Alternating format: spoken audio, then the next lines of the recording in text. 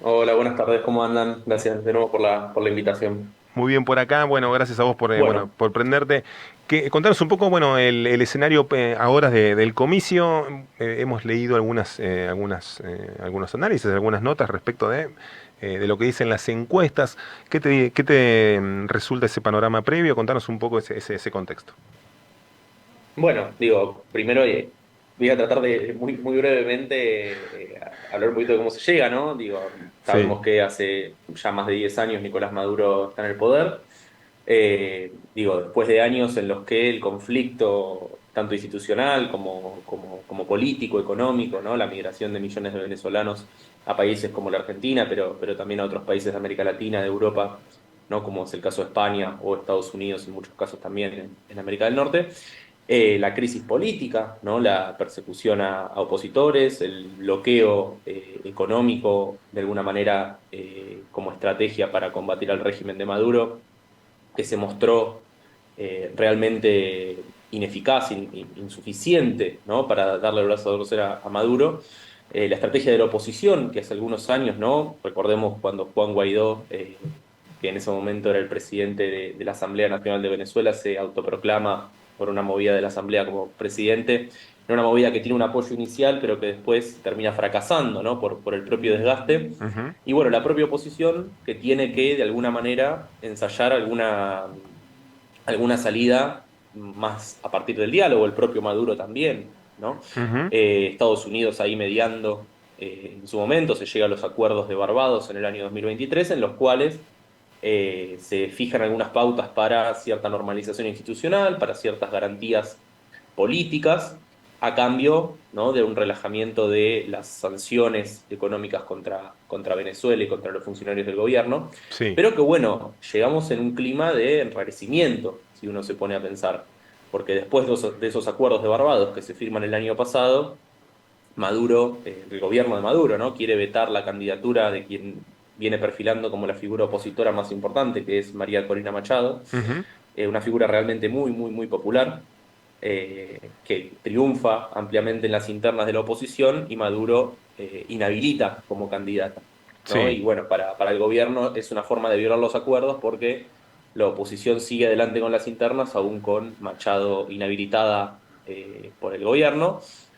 Intentan inscribirla como candidata cuando llega la inscripción de candidatos, el gobierno no lo permite, intentan inscribir a otra candidata que tampoco la permiten y finalmente terminan metiendo por la ventana a quien es el candidato, que es Edmundo González Urrutia, alguien bastante ignoto hasta el momento de las elecciones, pero que bueno, su principal arma es ser la cara de María Corina Machado, ¿no? Y ahí, Claro. bueno, llegamos en un escenario de la polarización política venezolana que conocemos, por lo menos en los últimos 20 años, muy recrudecida, una crisis económica que parece ir amainando, ¿no? Algunos analistas hablan del milagrito económico venezolano, Ujú. pero que es un milagrito económico basado en soluciones económicas bastante alejadas de lo que uno diría la Biblia bolivariana, ¿no? Bien neoliberales, bien ortodoxas, bien de derecha, como por ejemplo algo parecido a lo que quería implantar Patricia Bullrich en la Argentina o el propio Javier Milei ahora tiene en mente, que es la competencia de monedas, ¿no? Que es una forma de Claro, dolarización. claro. Entonces, Maduro estabilizó la economía desde la destrucción de lo que quedaba del poder adquisitivo de los venezolanos, pero bueno, logró frenar la inflación de alguna manera. Claro, estamos hablando con Walter Flores, analista internacional. Urrutia había tenido un paso por un gobierno de Chávez, si mal no entiendo, ¿no? Es un diplomático de Claro, carrera, ha tenido una participación en algún momento de la última historia venezolana, ¿no? claro, él exactamente es un diplomático de carrera, tiene un paso por el chavismo muy lejano igual ya, Claro. pero bueno, sí, de hecho buena parte de la oposición ha tenido en algún momento algún paso por el chavismo, hay incluso sectores opositores Ujú. que se reivindican chavistas todavía, opositores a Maduro, ¿no? Pero bueno, el propio Urrutia sí, fue funcionario de Chávez, exactamente. Walter, ¿podría perder este fin de semana Maduro? Digamos, hay una chance alta y las Bueno, encuestas marcan una tendencia en ese sentido. Son creíbles las encuestas. Cada vez que decimos la palabra encuesta, bueno, se nos despiertan 25 ideas enseguida, pero digo, a priori hay como una coincidencia, hay como también un entramado, algunos pronunciamientos de líderes sudamericanos en ese sentido, digamos, ¿no? Como que preparando un terreno de una posible reacción post-derrota. ¿Qué se ve y qué se dice en A, ese sentido? a ver, las encuestas más serias, digo, porque también en época de elecciones proliferan encuestadoras Ujú. de dudosa calidad para plantear determinados escenarios, pero las encuestas más serias vienen hablando de una diferencia de hasta 40 puntos, ¿no? De Claro. más de 60 o 65 puntos de la oposición contra 20, 25, 30 en el mejor de los casos para Maduro. Ujú. La gran pregunta es si Maduro va a estar dispuesto a perder, ¿no? La grande, si Claro. va, primero si va a permitir la derrota, después, en el caso de que lo permita, si la acepta y cómo es una eventual transición o entrega del poder, ¿no? Eso es la gran incógnita, tal vez. Por Claro. eso llaman mucho la atención las irregularidades, digo, cierto cierre del espacio público para la oposición, cierta persecución, apresamiento de algunos dirigentes opositores durante la campaña, digo, se ve cierto movimiento en el régimen venezolano Ujú. y, como bien decís vos, la postura de líderes regionales muy importantes como Lula, ¿no? A quien no se puede acusar de ser un agente del imperialismo norteamericano, Claro. hablando de que, bueno, si Maduro pierde, tiene que aceptar los resultados, Sí. ¿no? Entonces, o ciertos vedores internacionales que se bajan o son bajados, digo, son bajados, como en el caso del expresidente argentino Alberto Fernández, que Exacto. hizo un comentario avalando lo que planteó Brasil, lo que planteó Lula, y el gobierno lo bajó como vedor internacional.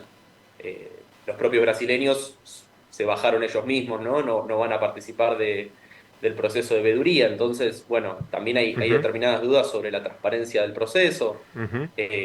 Hay muchas incógnitas por resolver que vamos a poder saberlas recién el domingo, ¿no? Es un clima, Contanos. la verdad, bastante extraño. En ese sentido, hay un partido opositor, Encuentro Ciudadano, que está pidiendo una auditoría ciudadana para que bueno, los votantes estén o la gente, no sé cuáles son las instancias de la vida de la sociedad civil ahí en Venezuela que podrían estar en el recuento de votos. Parecería muy lejana esta posibilidad, pero es como que anticipan ese escenario de, bueno, de dudas respecto a bueno, al funcionamiento del comicio, digamos, ¿no?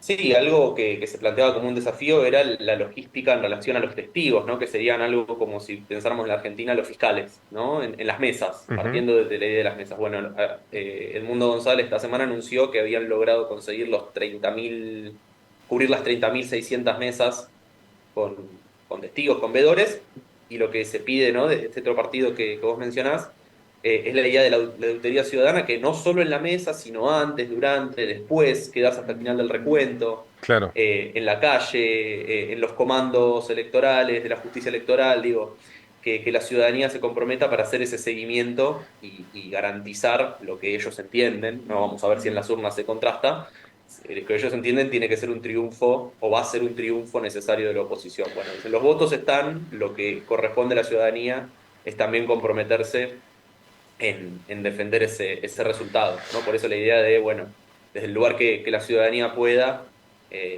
intervenga, tanto en las mesas como en el proceso posterior de escrutinio y de cuidado de esos resultados. Ayer hablaba, te comento algo de foto neuquina de mi vecino venezolano, me lo encuentro ayer y cómo ves las elecciones. Le decía, no, para ver cómo siente un venezolano desarraigado fuera de su país esta situación, si va a poder votar, si se puede votar. Me dice, hay 8 millones de venezolanos en el exterior, me dice, y la mayoría de ellos no van a poder votar por el proceso de digamos, muchos salieron de alguna forma irregular, por supuesto, y esto de acceder a documentación oficial que te permita votar es todo un dilema. ¿Se sabe algo al respecto de la incidencia del votante exterior? Si efectivamente ese proceso se va a poder dar. Bueno, justo estaba leyendo sobre eso hace un rato. No, salió el informe ¿no? de los argentinos en Venezuela que van a poder votar. Ujú. Hay 220.000 más o menos venezolanos en la Argentina y Mira, van a poder votar 2.600, ¿no? Imagínate la incidencia, es más o menos el 1% muy de bajo, los ¿no? venezolanos que efectivamente están en el país. Entonces, bueno, digo, el régimen ahí ha implementado algunos mecanismos en relación al registro de votantes y demás Ujú. para evitar que la mayor cantidad posible de venezolanos en el exterior no voten, porque bueno, se sabe o sospechan y todo el que claro, ha tenido contacto con venezolanos en el exterior, la mayoría se han ido, ¿no? Por estar en desacuerdo con el gobierno y son fuertemente antichavistas. claro. Entonces, saben que sería un voto muy adverso. Ni hablar. ¿Qué se espera de una eventual derrota de Maduro? Es esto se habla de bueno un candidato algo más bastante más moderado. Hablo de Urrutia, ¿no? De Edmundo González Urrutia, este diplomático del que hablabas recién. ¿Es tan así que podría ocurrir un cambio de paradigma en la región sudamericana respecto del impacto geopolítico, de la vinculación con los gobiernos sudamericanos en esta nueva era o en esta nueva oleada de disruptiva en algún sentido también con nuevos nombres en el continente sudamericano? ¿Qué hay de la posible relación con Estados Unidos también?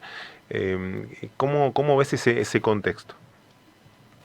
Bueno, si uno tiene que situar a las figuras más importantes de la oposición, están, digamos, a la derecha del espectro político. Hoy justamente María Corina Machado tuiteó, ¿no? Que había estado en diálogo con el presidente argentino, con Milei. Ahora, creo que es bastante más complejo, como decís vos. Económicamente, yo siento que no necesariamente comparten la misma visión que gente como Milei, por Ujú. ejemplo.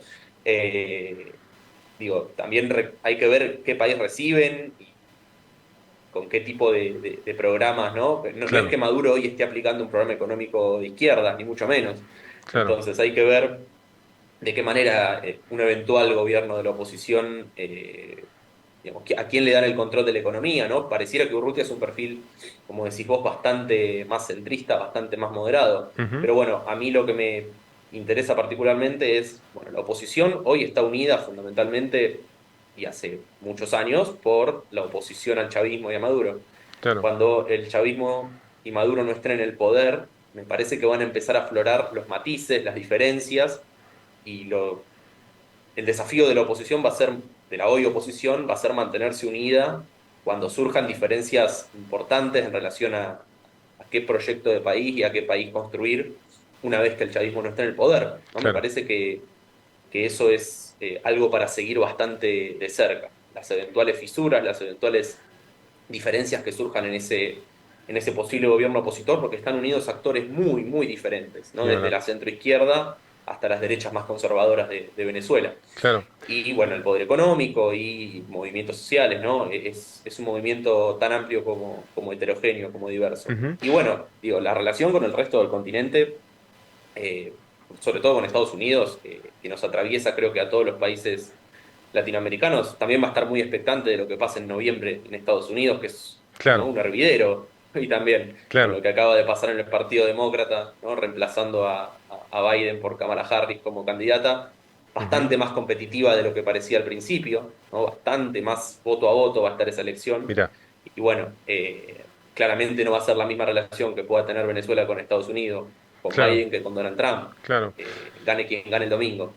Una relación Con Biden, no, que con Kamala tuvo Harris, perdón. con Kamala Harris, tuvo esos matices también esa relación, ¿no? Sobre todo tallando fuertemente la inflación post pandemia, recuerdo, ¿no? Eso de ser parte del eje del mal Venezuela con Nicolás Maduro en la mirada de Estados Unidos a esas necesidades con cara de hereje de acceder a, bueno, porque están las reservas más grandes del mundo de petróleo, para ir equilibrando también la balanza comercial energética de Estados Unidos, ¿no? Eso del precio de los combustibles. eh, Hubo como algunos momentos de esa relación siempre tensa igual, con algunos guiños, ¿no? De acuerdo a las necesidades propias de Estados Unidos, ¿no? Sí, pensemos que hubo hechos, bueno, fundamentales. No sé si tanto la pandemia en ese sentido, pero por ejemplo, bueno, el propio recambio, ¿no? Hasta el 2000, fines del 2020, principios del 21, Donald Ujú. Trump y luego Joe Biden. Claramente Biden marcó un poco el pulso de ese relajamiento, ¿no? Fue el gobierno de Biden el que inició esta idea de tender puentes, de Claro, una mesa de diálogo, de empezar a darle una salida política al problema venezolano, pero también hubo un problema, un tema clarísimo que fue la guerra, ¿no? La invasión de Ucrania por Rusia. Digo, ahí Estados Unidos necesariamente se vio obligado, han recibido a Maduro en Washington, digo, de los dos lados, ¿no? Pero porque, bueno, Estados Unidos sabiendo que claro, claro. frente a la escasez sobre todo de petróleo y de gas ruso, bueno, tener a Venezuela ahí, lo empezó a ver con otros ojos, ¿no? Claro. Maduro dejó de ser tan malo y tan feo por un rato, después se volvió a enfriar, ¿no? Pero pero bueno, me parece que la coyuntura internacional llevó a que, de alguna manera, también a empezar a buscarle una salida política a esta situación, Ni hablar. porque a nadie le convenía y a nadie le conviene en algún punto una relación tan tensa y tan rota entre los Estados Unidos y la región, pero bueno, en este caso particular con Venezuela, ¿no? Claro.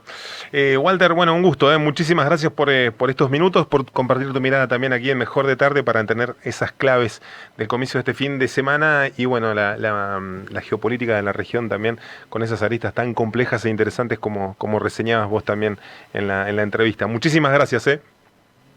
Por favor, gracias a ustedes y a disposición. Un abrazo grande.